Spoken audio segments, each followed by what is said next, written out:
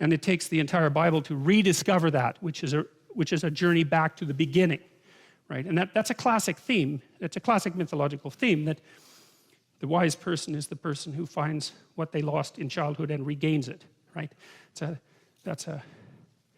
think that's a Jewish idea, that Zadok, if I remember correctly, who is a Messiah figure, is the person who finds what he lost in childhood and regains it. His idea of this return to the beginning, except that the return is you don't fall backwards into childhood and unconsciousness.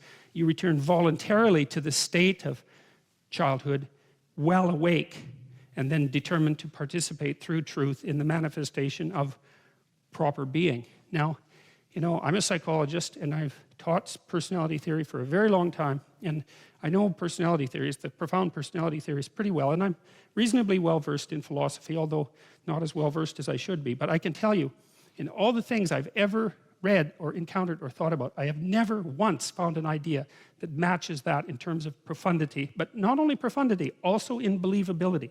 Because the other thing I see as a clinician, and I think this is very characteristic of clinical experience and also very much described explicitly by the great clinicians, is that what cures in therapy is truth.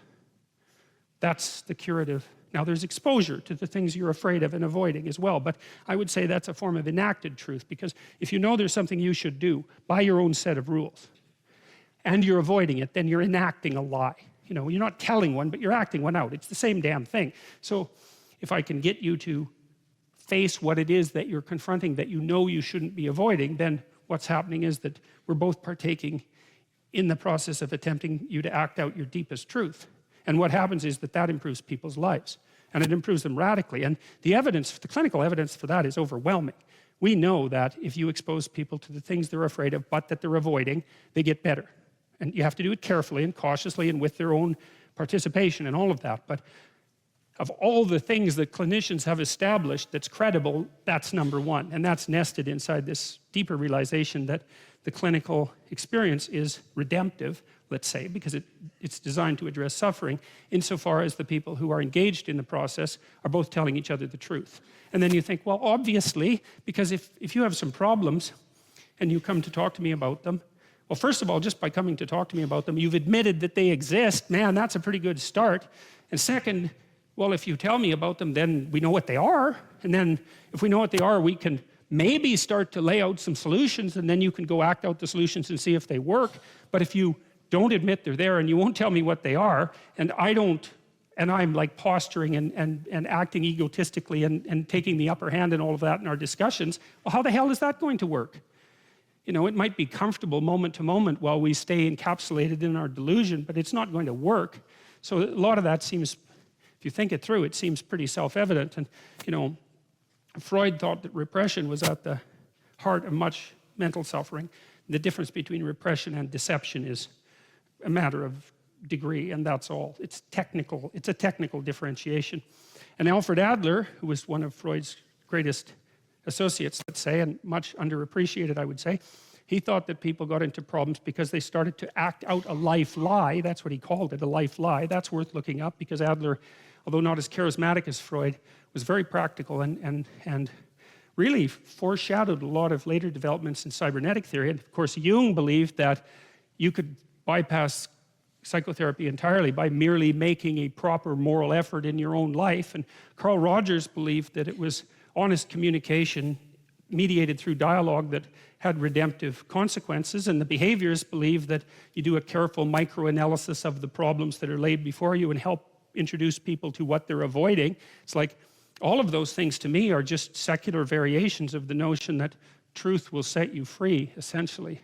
So you know, it's a pretty powerful story.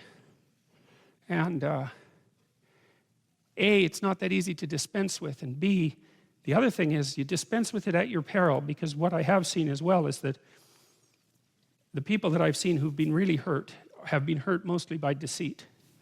And that's also worth thinking about, that, you know, you get walloped by life. There's no doubt about that. There's absolutely no doubt about that.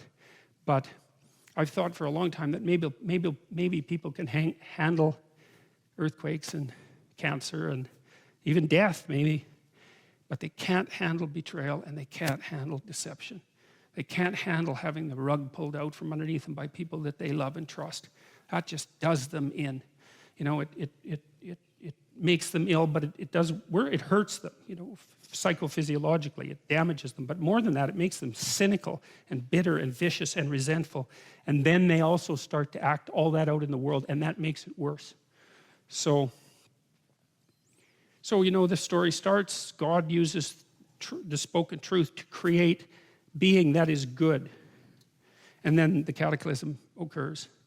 And then human beings spend untold millennia trying to sort out exactly what to do about the fact that they've become self-conscious. And, you know, by the way, we have, right? We are, in fact, self-conscious. No other animal has that distinction.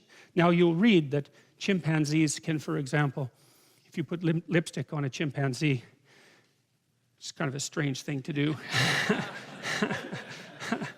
Yeah. Well, I won't pursue that any further. But the chimpanzee will wipe off the lipstick if you show it a mirror. And dolphins seem to be able to recognize themselves in mirrors. And there is the glimmerings of self-conscious recognition in other animals.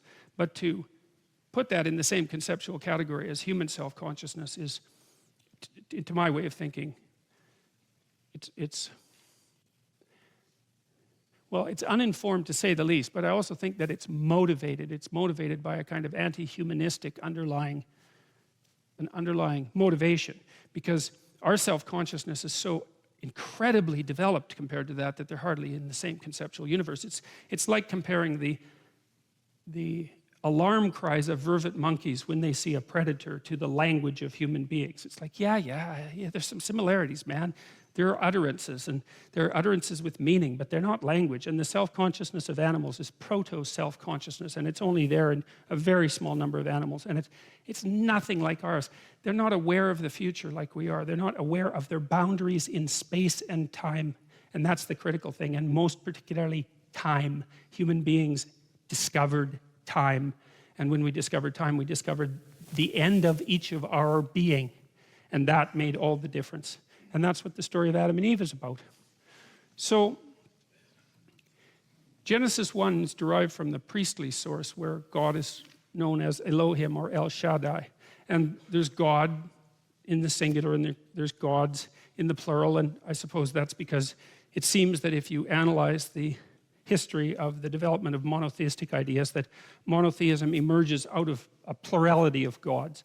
And as I mentioned, I think it's because the gods represent fundamental forces at minimum, and those fundamental forces have to be hierarchically organized with something absolute at the top, because otherwise they do nothing but war, right? You have to organize your values hierarchically or you stay confused. And that's true if you're an individual, and it's true if you're a state. If you don't know what the next thing you should do is, then there's 50 things you should do, and then how are you going to do any of them? You can't. You have to prioritize. Something has to be above something else. It has to be arranged in a hierarchy for it not to be chaotic. And so there's some principle at the top of the hierarchy, and maybe the organization of the gods over time. That's the battle of gods that Mircea Eliade talked about. And if you're interested in that, you could read A History of Religious Ideas, which I would really recommend. It's a 3-volume book. It's actually quite a straightforward read as far as these things go. And Eliade does a very nice job of describing how and even why polytheism tends towards monotheism. Even in polytheistic cultures, there's a strong tendency for the gods to organize themselves in a hierarchy with one god at the top. In a monotheistic culture, in some sense, all the other gods just disappear across time, and there's nothing left but the top god. But even in a polytheistic society, there's a hierarchy of power among the gods. The first story is newer than the second one, so the story I'm going to tell you today is actually older than the one I already told you, even though their order was flipped by the redactor, who's the hypothetical person or persons who edited these stories together. And we don't know exactly why he or the committee or what. I suspect it was a single person, but who knows. We don't know why the stories were edited together in the order that they were edited together, but we could infer, they were edited together in that order because the editor thought they made sense that way, because that's what an editor does, right? An editor tends to take diverse ideas and then to organize them in some manner that makes sense. And part of the manner that makes sense is that you can tell them to people and the people stay interested, and you can tell them to people and people remember them. That's one of the ways you can tell if you've got an argument right, because it's communicable and understandable and memorable. And so this person was, let's say, motivated by intuition to organize the stories in this particular manner. So the Yahwist strand contains the stories, the classic stories in the Pentateuch. That's 5 books: Genesis, Exodus, Leviticus, Numbers, and Deuteronomy, which we'll try to get through perhaps in these 12 lectures. We'll see how that goes. It's strongly anthropomorphic. So the God in the Yahwist account is, for all intents and purposes, a sort of meta person. And I dealt with that a little bit last week, because people tend to, think of that as unsophisticated. But when you think that the mind, the ground of consciousness, is the most complex thing that we know of, then it's not so unsophisticated to assume that the most complex thing that there might be is like that, or at least it's as good as we can do with our imaginations. And so I don't think it's so unsophisticated. It's also the case, and this is practically speaking, is that it is not at all unreasonable to think of God the Father as the spirit that arises from the crowd that exists into the future.